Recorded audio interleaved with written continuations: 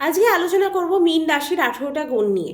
মীন রাশির জাতক জাতিকাদের কি কি গুণ থাকে সেগুলো নিয়ে আজকে আলোচনা করব। ভিডিও ভালো লাগলে অবশ্যই কিন্তু লাইক শেয়ার আর সাবস্ক্রাইব করতে হবে।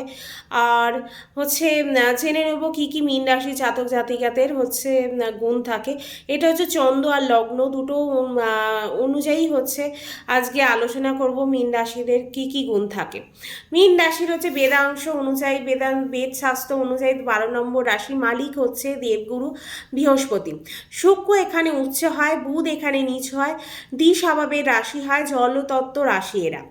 তারপর এরা খুবই প্রথম যে গুণটা, এরা খুব আশাবাদী হয়।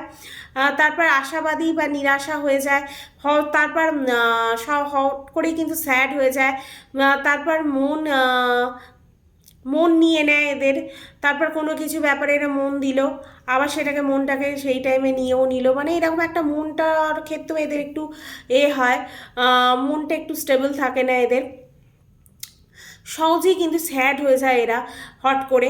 তারপর দ্বিতীয় দেবগুরু বৃহস্পতির মালিক, তাই এদের কিন্তু মাল্টি ট্যালেন্টেড হয়, প্রচণ্ড পরিমাণে ট্যালেন্টেড হয়। খুব এদের মধ্যে ট্যালেন্ট কিন্তু খুব দেখা যায়, এদের প্রচণ্ড পরিমাণে জ্ঞানী হয়, জ্ঞানের কথা বলে এরা খুব।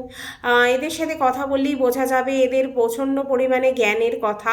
তারপর খুব ট্যালেন্ট থাকে, মাল্টি ট্যালেন্টেড হয়, মানে একটা বিষয় একটা না একাধিক বিষয়ে প্রচুর জ্ঞান থাকে। তারপর সেই জ্ঞানটা অর্জন করার এদের ইচ্ছা শক্তি থাকে, এগুলো এদের মধ্যে দেখা যায়। তিন এরা প্রচণ্ড পরিমাণে স্পিরিচুয়াল হয়, বা স্পিরিচুয়াল অ্যাক্টিভিটির সাথে যুক্ত থাকতে এরা পছন্দ করে। তারপর স্পিরিচুয়ালি লাইনে যেতে এরা খুব পছন্দ করে। এদের মন থেকেই এরা খুব স্পিরিচুয়াল হয়, এরকম দেখা যায়। চার লড়াই ঝগড়া থেকে এরা সবসময় দূরে থাকে, রাজনীতি ঝগড়া এদের একদম পছন্দ না, সবসময় এটাকে এড়িয়ে চলা বা দূরে থাকাই এরা পছন্দ করে। তারপর পাঁচ এই রাশিতে শুক্র উচ্চ হয়, রোম্যান্টিক আর লাভ এদের মধ্যে খুব দেখা যায়, বন্ধুত্বের মধ্যে থাকা বা জুড়ে থাকা, এরা মনের কথা শেয়ার করতে এরা খুব ভালোবাসে, মানে বন্ধুদের সবসময় এদের সাথে সময় কাটানো, এদের সাথে সব কিছু শেয়ার করা, এগুলো এরা খুব পছন্দ করে। তারপরে এটা প্রচণ্ড পরিমাণে রোম্যান্টিক হয়, লাভের ক্ষেত্রে খুব লাকি হয় বা খুব প্রেম করতে ভালোবাসে, এরকম একটা টেন্ডেন্সি কিন্তু এদের দেখা যায়।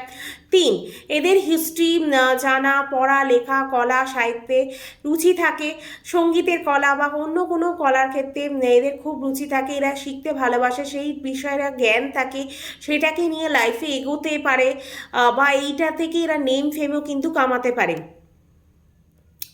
কোনো বিষয়কে শোনা বা পড়া বা বোঝার কিন্তু এরা পছন্দ করে খুব, মানে কোনো বিষয়কে কোনো সাবজেক্টকে খুব ডিপলি স্টাডি করতে, শুনতে, এগুলো পড়তে খুব পছন্দ করে।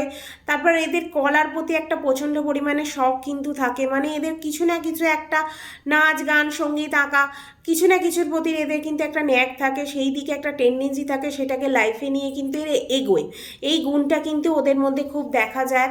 তারপর সাত শেষ রাশি, জলতত্ত্ব রাশি, এদের মাইন্ড কিন্তু খুব চলে, এরা একাগ্র হয় খুব।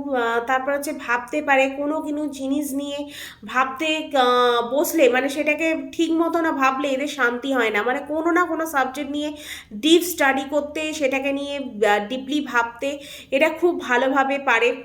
তারপর আট জল বা থেকে জল যেখানে থাকে সেখানে যেতে খুব ভালোবাসে, হিল স্টেশনে ঘুরতে যেতে খুব ভালোবাসে।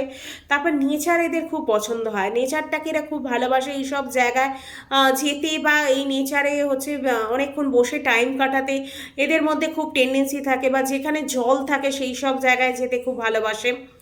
তারপর নয় এদের আদর সম্মানের দিক দিয়ে এরা খুব পজিটিভ হয়। তারপর লোককে সম্মান করতেও ভালোবাসে, আর আদরও সমানভাবে করে, যেমন একটা সবাইকে আদর যত্ন করে, তারপর সেবার ছোট হোক বা বড় সবাইকে সম্মানও করে, এই নেচারগুলো এদের মধ্যে দেখা যায়। কেন এদের রাশির স্বামী দেবগুরু, একটা গুরুর যেমন নেচার থাকে এদের মধ্যে, সেই নেচারগুলো কিন্তু দেখা যায়। 10 হচ্ছে এরা হচ্ছে প্রচণ্ড পরিমাণে খরচা করতে ভালোবাসে, কেননা 12 নম্বর রাশি, 12 ঘর হচ্ছে ব্যয় ঘর, তাই এরা কিন্তু প্রচুর পরিমাণে খরচা করে, নিজেরা বুঝতে পারে না। এরা কিন্তু খুব কম একটা টাকা জমাতে পারে না, মানে খুব টাকা জমানোর ক্ষেত্রে খুব কমই এরা মানে পারে, এদের এই টেন্ডেন্সিটা থাকে না। এরা হচ্ছে যা ইনকাম করে তা সবই হচ্ছে খরচ করে ফেলে, এরকম হচ্ছে এদের একটা টেন্ডেন্সি দেখা যায়। তারপর 11 হচ্ছে এরা প্রচণ্ড পরিমাণে আলস্য স্বভাবের হয়, কোনো কাজকে ঠিক সময় না করা এদের মধ্যে এটা টেন্ডেন্সি কিন্তু দেখা যায়, ঠিক টাইমে ঠিক কাজটা এরা কিন্তু করে না, এটাই যে এদের হচ্ছে সব থেকে বড় গুণ। তারপরে 12 হচ্ছে এরা প্রচণ্ড পরিমাণে দয়ালু হয়, সৎ হয়ে থাকে, যে কোনো কাজকে হাত দিলে সৎভাবে করে, কেননা এদের রাশির স্বামী হচ্ছে বৃহস্পতি, তাই এরা কিন্তু প্রচণ্ড পরিমাণে বিশ্বাসযোগ্য হয়, দয়ালু হয়, খুব দয়া থাকে এদের মধ্যে, এই সৎ হয়, মানে কোনো কাজ এদের দিলে এরা কিন্তু সৎভাবে সেই কাজটা করবে, এরকম একটা গুণ দেখা যায় এদের মধ্যে। 13 হচ্ছে এরা সবার সাথে বন্ধুত্ব করতে খুব ভালোবাসে, শত্রুতা থাকলেও তাকে আপন করে নিতে পারে, মানে কেন জলজ রাশি, তাই হচ্ছে এরা শত্রু বলে এদের কেউ থাকে না, আর শত্রু থাকলেও শত্রুকে বন্ধু বানিয়ে নেয়, এরকম এদের টেন্ডেন্সি থাকে। তারপর হচ্ছে এদের মা বা টিচার খুব মান সম্মান করে, তারপর হচ্ছে মন এদের খুব ভালো হয়। তারপরে এদের মা এদের খুব মানে খুব কথা শুনে চলা, বা এদেরকে কোনো ডিসিশান নিলে এদেরকে জানিয়ে ডিসিশান নেওয়া, এই জিনিসটা হচ্ছে এরা মা বা টিচার এরা খুব এদেরকে মানে আর সম্মানও করে।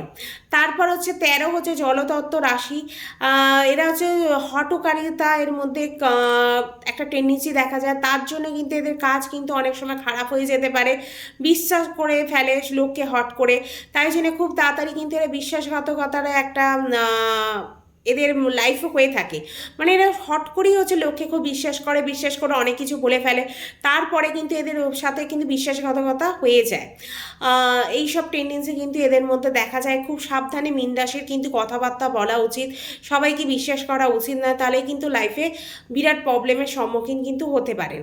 তারপর হচ্ছে এবার জেনে নেব কোন রাশির সাথে বন্ধুত্ব, বিজনেস বা বিয়ে বা লাইফ পার্টনার হিসেবে কোন রাশির লোকেদের হচ্ছে চুজ করা উচিত, সেগুলো জেনে নেবো কী কী রাশি। সেগুলো হচ্ছে মেষ, কর্কট, বৃশ্চিক, সিংহ আর ধনু, এই কয়েকটা রাশির সাথে হচ্ছে আপনার লাইফ পার্টনার বা লাভ পার্টনার বা বিজনেস পার্টনারের জন্য উপযুক্ত।